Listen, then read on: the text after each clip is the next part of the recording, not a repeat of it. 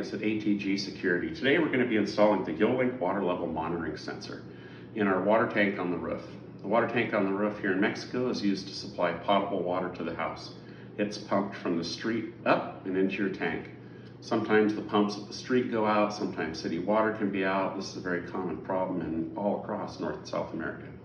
One of the other great uses for this water level sensor is for agricultural tanks, like water troughs for your horses or cattle, and or water tanks that you're storing water for fire suppression if you live out in the county or the woods.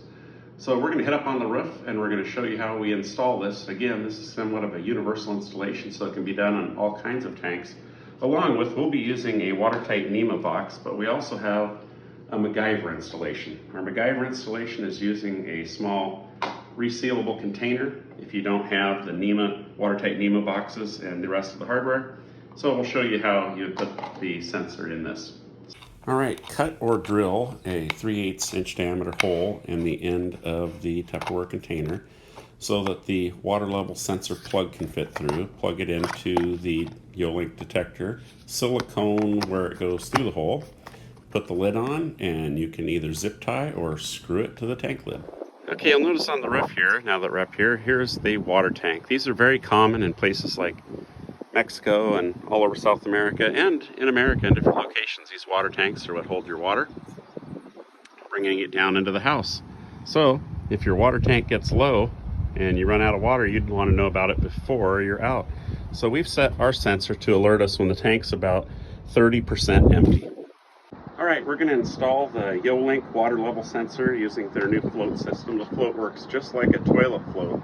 When the water fills the tank, it raises the float. When the water drops, the float drops.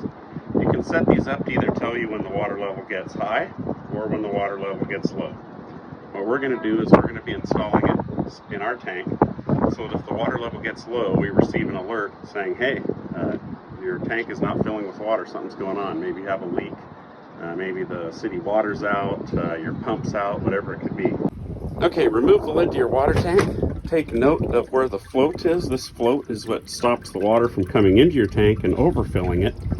And notice once you install the lid, you're going to want to install your sensor on the opposite side of the float over here on the lid.